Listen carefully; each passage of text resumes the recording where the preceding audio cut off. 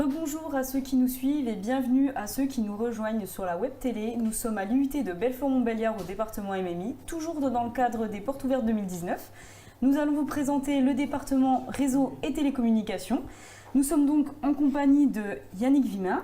Bonjour Yannick. Bonjour. Donc vous êtes responsable des apprentis et professeur en mathématiques. Exactement. Stéphane Givron qui est enseignant en physique et responsable des stages. Bonjour. Bonjour. Et Françoise Pièce, donc, qui est responsable du département et enseignant en informatique et réseau. Exactement. Alors, première question, est-ce que vous pourriez nous parler du département et nous dire quel type de formation il propose ? Alors, notre formation contient principalement de l'électronique, de l'informatique et du réseau. Ça s'adresse aux étudiants qui viennent d'un bac S et STI 2D, principalement, mais à la marge, il peut y avoir également quelques bacs pro, par exemple. D'accord. Et quels métiers sont concernés par la formation comme débouchés professionnels Alors, les étudiants s'orientent principalement sur l'administration de systèmes et de réseaux, sur l'architecture, sur la supervision de réseaux ainsi que la sécurité, les métiers de la sécurité. Très bien. Est-ce que vous pourriez nous donner des exemples de modules, les principaux modules qui sont au sein de la formation ? Alors, en termes de modules, nous avons à la fois des modules de spécialité, des modules transverses, comme les mathématiques, l'anglais et la physique. Et pour la partie spécialité, c'est la construction de réseaux, la téléphonie sur IP par exemple, ou l'installation d'un système de sécurité au sein d'un réseau d'entreprise. Très bien. Et quel type de profil, notamment quel type de bac, est-ce que vous recrutez dans votre DUT ? Alors, comme je l'ai dit tout à l'heure, en fait, ça s'adresse principalement à des bacs techniques et scientifiques, principalement. D'accord. Du coup, on parlait des modules. Donc, par exemple, Yannick Vimin, vous êtes professeur de mathématiques. Est-ce que vous pouvez nous en dire un peu plus à ce sujet ? Les mathématiques, dans l'environnement du DUT, elles servent à deux choses. La première, c'est de répondre aux questions scientifiques des matières qui gravitent autour des mathématiques du département, comme la physique, l'électronique, le traitement des signaux. Et le deuxième objectif, c'est pour les étudiants désireux de poursuite d'études, pour intégrer éventuellement des écoles d'ingénieurs. Très bien. Et du coup, en ce qui concerne la physique ? Oui, alors au sein d'un DUT, c'est vrai que la physique est un petit peu étudiée, donc ça reste relativement superficiel. On ne rentre pas dans la physique qui pourrait être vue en mesure physique ou bien en prépa. Cependant, il est quand même utile d'avoir des notions de physique puisqu'on travaille avec des signaux qui utilisent des porteuses.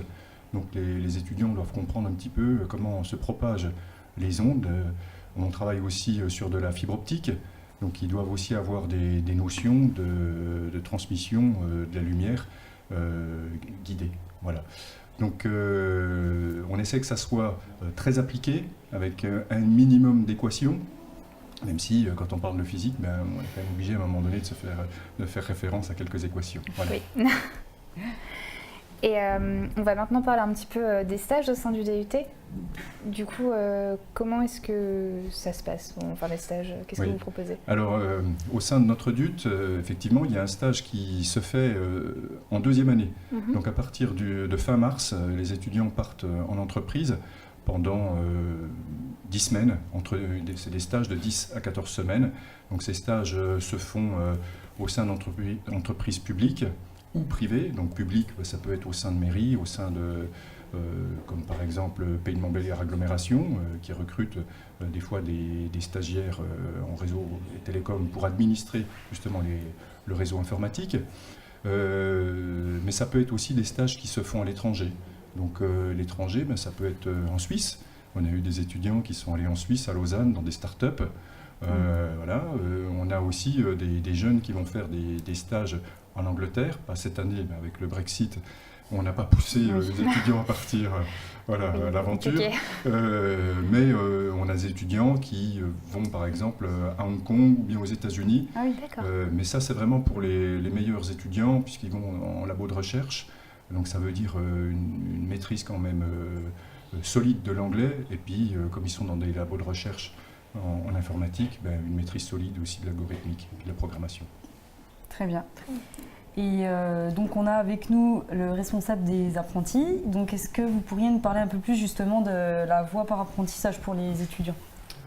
Oui, alors la voie de l'apprentissage, elle est ouverte à tous ceux qui vont vouloir s'inscrire dans le DUT Réseau Télécom, qu'ils soient bacheliers ou pour certains en reprise d'études.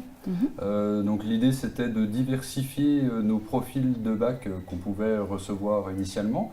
Donc comme disait François tout à l'heure, nos bacs généraux type S, STI sont nos bacs, on va dire, privilégiés dans la formation classique.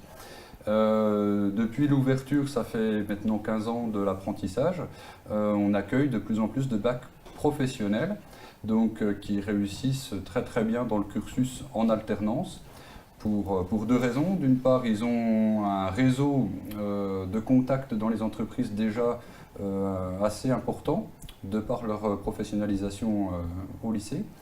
Et ils réussissent parfaitement bien dans cette structure-là, qui est une structure complètement dissociée des étudiants classiques, puisqu'ils se retrouvent seulement entre apprentis. Et le groupe des apprentis, en moyenne, il est aux alentours de 12 ou 13 étudiants. Donc avec cet esprit de petit groupe, les étudiants de type Bac Pro, qui étaient initialement un peu plus faibles au niveau universitaire, arrivent quand même à être suivis de près et donc coachés suffisamment bien pour pouvoir valider leur diplôme. Très bien. L'apprentissage, ça reste quand même un réel atout pour rentrer dans la vie professionnelle. Donc, je pense que vous mettez bien l'accent là-dessus aussi, non? Oui, alors on les aiguille, on leur donne la formation sur les deux revers, c'est-à-dire qu'effectivement, il y a beaucoup de bénéfices à être apprenti. On aura une ligne de CV supplémentaire, de l'expérience, une culture de l'entreprise que les étudiants classiques n'ont pas. Et ça, pour une embauche future, ça sera un vrai bonus. Après, on leur explique aussi que ça veut dire de s'engager énormément dans le DUT, dans la structure scolaire, parce qu'ils sont rythmés à 35 heures par semaine. Ceci, même si c'est annualisé, aussi bien en entreprise qu'à l'école, ça veut dire des charges de travail relativement importantes. Ils ont fait l'effort de le faire, et ceux qui le font rentabilisent cet effort-là à terme. Et maintenant, est-ce que vous pouvez nous parler un petit peu plus des deux licences professionnelles que vous proposez du coup au sein du département? Effectivement, donc, nous avons deux licences pro, une qui est plus technico-commerciale, intitulée chargé d'affaires pour les réseaux et télécoms, et une autre qui complète le cursus technologique qui s'appelle la licence pro mobilité numérique, avec deux spécialités, une à dominante informatique et l'autre à dominante réseau. Très bien. Alors il y a un point qu'on a oublié de citer, mais est-ce que vous pourriez nous parler des projets tutorés qui sont justement au sein du département et qui ont quand même une grande importance en ce qui concerne la quantité de travail justement qu'ont les étudiants? Oui, tout à fait. Alors en première année puis en deuxième année, les étudiants ont un projet tutoré par an. Donc en première année, le projet tutoré est un peu moins conséquent, représente à peu près 60 heures de travail sur le projet, 60 heures par étudiant. En deuxième année, on estime que le temps de travail par étudiant, c'est environ 90 heures. Donc si on regarde bien, sur 15 semaines, vous faites vite la division, vous avez voilà, une grosse demi-journée qui doit être consacrée au projet tutoré. Si ce n'est pas fait, effectivement, ça se ressent sur la qualité du projet tutoré, une finalité qui est pas abouti, voilà. Mais on a des beaux projets tutorés. Alors en première année, par exemple, comme on travaille en électronique avec des petites voitures télécommandées, eh bien on a beaucoup axé les projets tutorés sur la commande de ces voitures avec des téléphones. Donc création d'applications mobiles, avec connexion via des petits modules Bluetooth sur ces robots, hein, sur ces petites voitures. Et voilà, c'est un exemple de projet tutoré qui peut être fait. En deuxième année, les projets vont par exemple être un peu plus professionnels, parce que là on était plus sur des projets un petit peu de bidouille. Donc en deuxième année on est plus sur des projets professionnels qui seraient par exemple de la sécurité informatique, par exemple travailler sur des attaques précises et puis connaître les moyens de sécuriser une structure ou bien un système. Très bien. Très bien. Eh bien, est-ce que vous avez quelque chose à rajouter peut-être ou... Je crois qu'on n'a pas évoqué les poursuites d'études autres que les licences pro qui sont au sein de l'Université de Franche-Comté. On peut aussi poursuivre dans des études un peu plus longues, dans une école d'ingénieur, bien entendu, et en master lorsqu'il y a une dominante réseau incluse. Et il ne faut pas oublier que la plupart de nos étudiants, une fois qu'ils ont fait de l'alternance, font une poursuite d'études en alternance également. Le fait d'avoir le DUT en alternance n'est pas une finalité en soi. On a beaucoup d'étudiants, et de peu près la même proportion, qui font une poursuite d'études, mais une fois qu'ils ont goûté à l'alternance, ils ne peuvent plus s'en séparer. C'est assez dur de s'en séparer. Voilà. Mais écoutez, je vous remercie tous les trois d'avoir participé à notre Web TV. Et je vous remercie également de nous avoir regardés. On est malheureusement à notre dernière émission en direct, mais restez connectés, on a une petite surprise pour vous. À tout de suite. Merci. Merci beaucoup. Merci.